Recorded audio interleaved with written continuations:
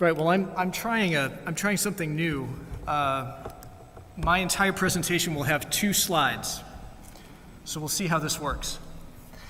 So the question at hand is this: is there good reason to expect that open access, and particularly OA of the green variety, is likely to lead libraries and other paying customers to cancel their paid journal subscriptions? Now, the context in which we have to ask this question is, quite frankly, one of dire economic straits in many, if not most, academic libraries. Around the world, and certainly in the US and the UK, library budgets are largely flat, some are falling, and in those unusual circumstances in which annual budget increases actually do happen, they're hardly ever sufficient to keep up with price increases levied by publishers, especially journal publishers, and especially those publishing in the STEM disciplines. Now, of course, libraries have been saying this for years, even decades, and we've now cried wolf so often that most of the publishers I know have simply stopped taking us seriously. Why, they ask, if our circumstances are so dire, do we keep renewing our subscriptions? Why have publishers not seen massive, or at least sustained and growing cancellations from libraries? I think there are 2 answers to this question, one that explains subscription persistence up until the past 2 years, and up until the past few years, and one that explains it since a few years ago.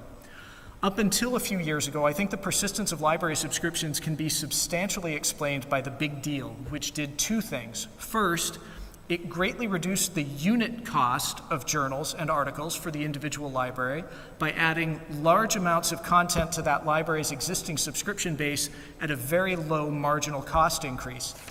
But it's important to point out here, however, that the big deal does nothing to save libraries money. It doesn't lower costs, it only increases the value realized in return for the cost, even as the absolute cost goes up. The big deal, in most cases, lowers tremendously the library's cost per article. However, cost per article is not actually a cost measure, it's a value measure.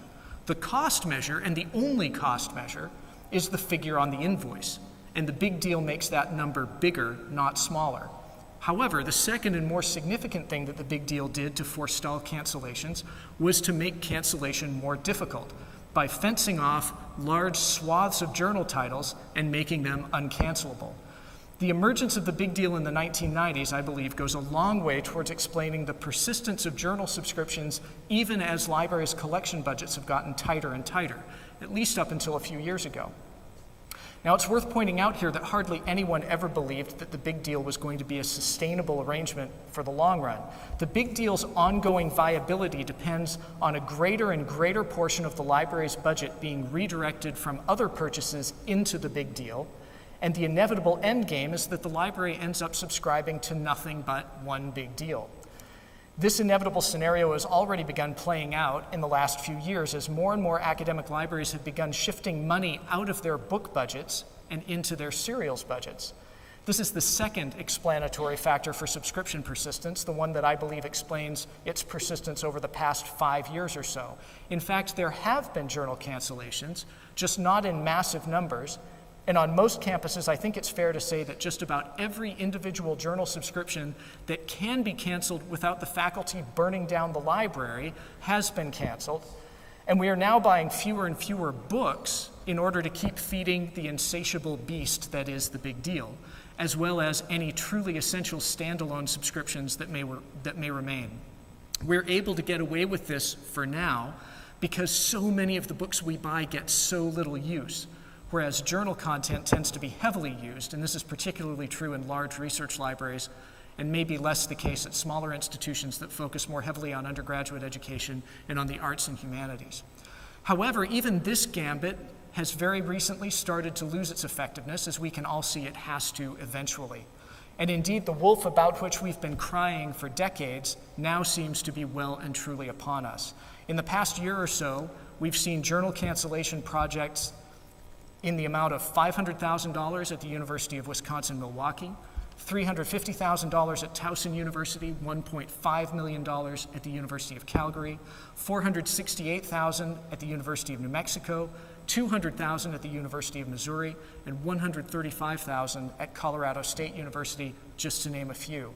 The University of Maryland recently canceled 2,000 journal titles, but didn't provide a dollar figure publicly. Caltech similarly recently canceled 650 titles. At the University of Utah, where I work, a planned $300,000 journal cancellation was avoided at the last minute by the discovery of some available one-time money. But of course, when it comes to subscriptions, one-time money only delays the inevitable and doesn't delay it by much. Furthermore, big deals themselves may be beginning to lose their iron grip on library budgets. In recent years, the conventional wisdom has been that libraries love to talk about canceling their big deals, but almost always end up deciding to stay with them, either because the publisher offers new terms or because the faculty revolt. That may be changing. A few weeks ago, I posted a query to a couple of listservs, I think they were Scalcom and LibLicense, asking that list members share with me the names of libraries that they were aware of that had publicly announced plans to abandon the big deal. What I expected to find was that the great majority of them would have changed their minds. Now, the data is messy and I'm still sorting it out, but right now I can report that a surprisingly high number of research libraries have recently abandoned big deal packages from Springer, Wiley, Elsevier, Taylor and Francis, Sage, Oxford UP, and Cambridge UP. Now, I don't know whether these cancellations represent a trickle that is going to dry up or a trickle that presages a flood. I only know that the data coming in so far suggest a growing willingness on the part of libraries to break away from their big deal arrangements. So this, then, is the context in which we have to place any discussion of open access and library subscriptions. Tighter budgets and inexorably rising journal prices leading to greater scrutiny of existing subscriptions, which inevitably means more cancellations. The number of cancellations grows as the money available to siphon away from book purchases runs out. In this difficult circumstance, open access promises to come to the rescue. However, the rescue scenario is not simple.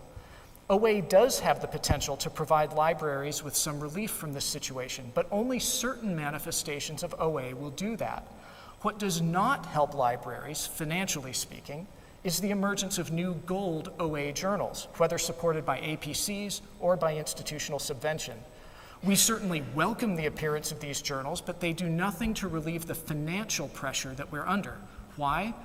Because the journal marketplace is a marketplace of complements, not a marketplace of substitutes.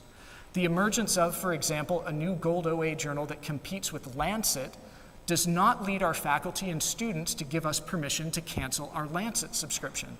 What they'll want us to do instead is add the new Gold OA journal to our online journal list while continuing to support the Lancet subscription. Why?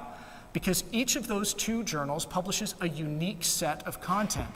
They report on different studies of different medications and interventions performed and written up by different researchers.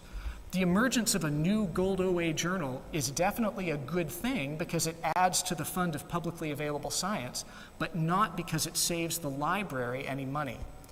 The only scenario that can actually save money for the library and other individual subscribers is one that allows them to cancel subscriptions. If the emergence of new Gold OA journals doesn't provide us that opportunity, then what does? The answer, of course, would be an OA model that, instead of providing new and additional content on an OA basis, makes existing toll access content available on an OA basis. What does that? Not Gold OA, but Green OA. By making content from toll access journals freely available in repositories, Green OA has the capacity to free libraries and other subscribers from the necessity of paying for access to that content. So, to repeat, the financial relief that OA can give libraries and other subscribers is relief from subscription bills. And there was a time in my callow youth when I thought that such relief was actually a major part of OA's purpose, that a pillar of OA's value proposition was that it's designed to make it so that libraries and other subscribers would have access to scholarship without having to pay for it. But apparently I was mistaken, because whenever anyone suggests that libraries might cancel their paid subscriptions to journals whose content is freely available online, they're shouted down, not by frightened publishers, but by outraged OA advocates. What do these outraged advocates say when they're shouting down those who make this suggestion? The most common arguments are these. First, that there is no evidence that green OA negatively affects subscriptions.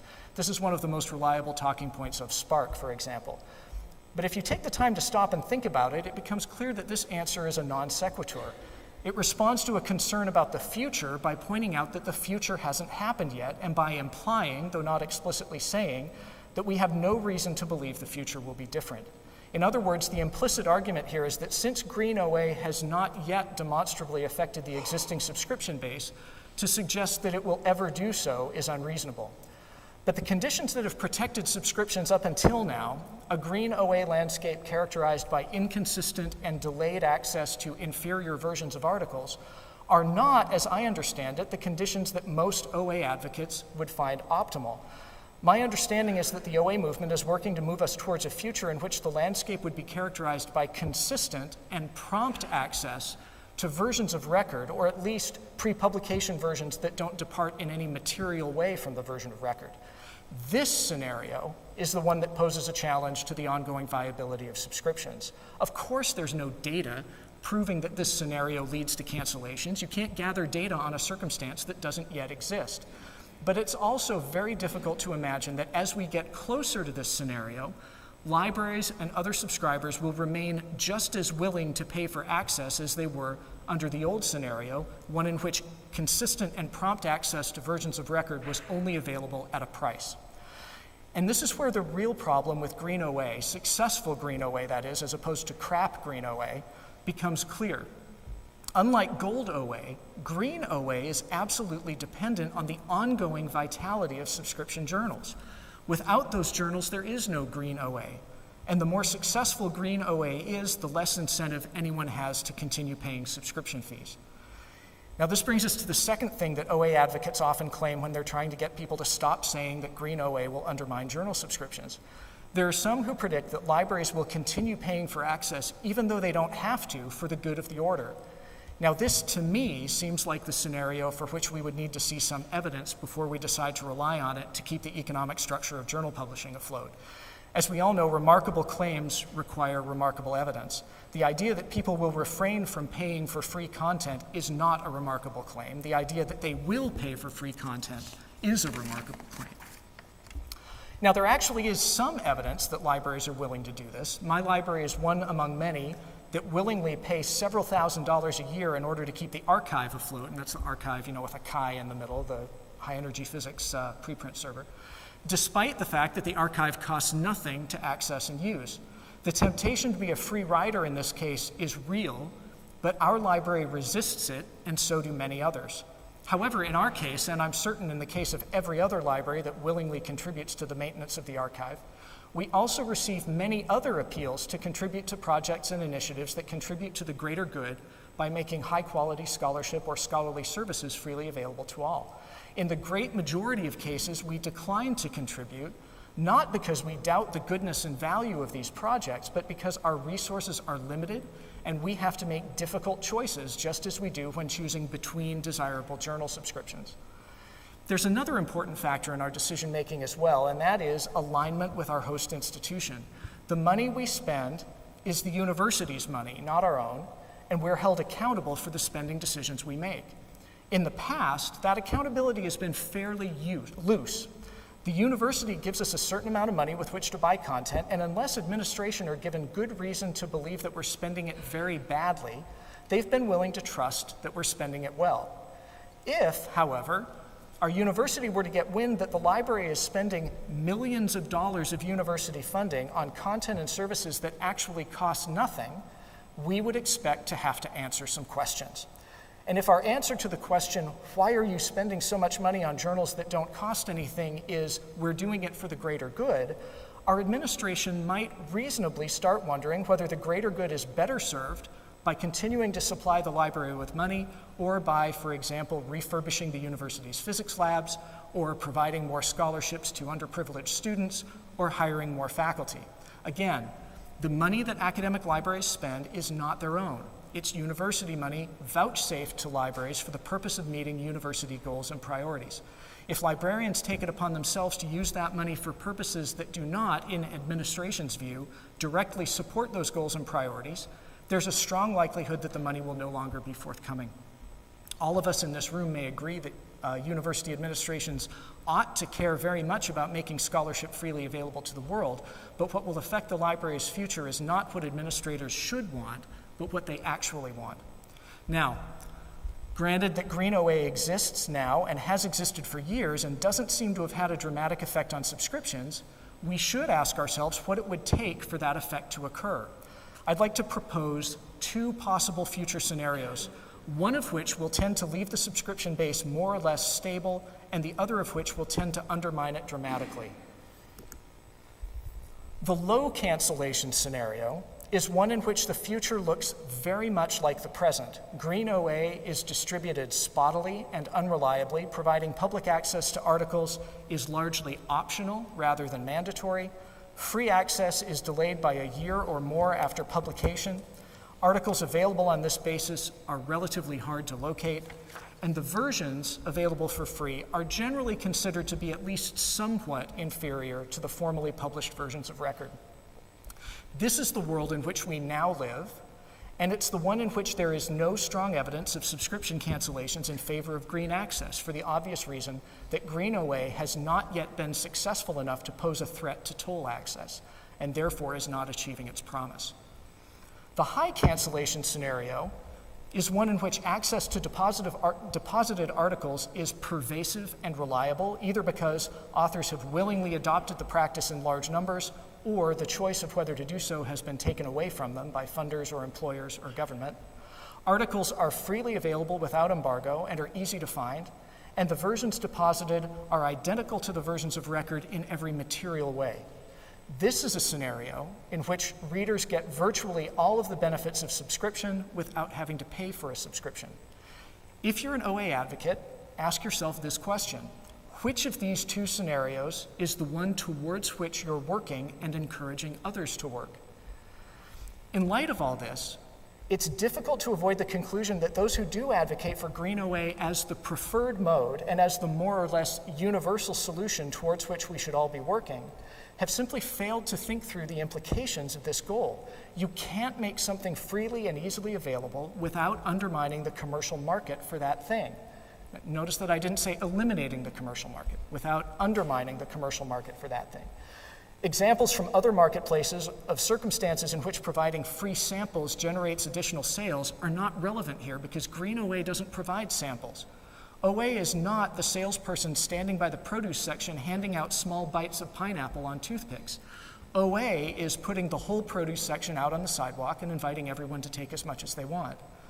On the other hand, the freemium model might possibly give us an example of what to expect in a comprehensively green OA world. This model is financially sustainable to the degree that it leads customers to buy an enhanced version of the free product. However, for this model to work in the context of scholarly communication, the free version would have to be meaningfully inferior to the toll access version. This is an arrangement more likely to be acceptable to publishers, but I'm not sure that it's really what the OA community has in mind. So what if I'm right? What if Green OA really does increase the likelihood of journal cancellations the more it achieves its stated purposes? One kind of difficult question remains: how might libraries go about it? Wouldn't it be nearly cost prohibitive to do the research necessary to determine which individual journals can be canceled? No, for two reasons. First, that kind of research is only cost prohibitive in the low cancellation scenario. That's one reason it's a low cancellation scenario. To the degree that Green OA becomes pervasive and successful, the cost of identifying cancelable titles drops dramatically. The second reason has to do with both journal cost and institutional priorities. Even today, living as we do under the low cancellation scenario that I've just outlined, there are factors that can make it cost effective for a library to cancel subscriptions based on the existing Green OA landscape. The more expensive a journal is, and the less central it is to the curricular priorities of the institution, the more worthwhile it will be to investigate inferior but free access options. The investigation doesn't have to be especially time-consuming and doesn't have to be undertaken by professional librarians in order to produce a strong return on investment. Assign a student employee working on a service desk a list of high-cost journals and ask him, as patron traffic permits, to take a random sample of issues from that journal and try to find green OA versions of articles from those issues online. If 2 hours of that student's time leads the library to cancel a $2,000 journal or even a $500 journal, that is certainly time that's been well spent. And if the investigation leads to no cancellations, the opportunity cost of the investigation is practically nil because you were paying the student to staff that service desk anyway. But let's take it a step further. What if you pay a student $10 an hour to spend 10 hours a week investigating green OA alternatives to toll access journal content? If 3 months of that student's time results in cancellations totaling $1,300, or in other words, one moderately priced science journal, the library has saved more money than it spent investigating, and that's only in the first year of the cancellation. The savings continue and mount from year to year after that, since what was canceled represented an ongoing annual expense. So to sum up, I'd encourage my colleagues who actively advocate for green OA not to recoil from or be outraged by the possibility that it will lead libraries to cancel their subscriptions, but rather to embrace it. After all, if the promise of open access is not the promise of free access, then it's difficult to see what the point is. Thank you.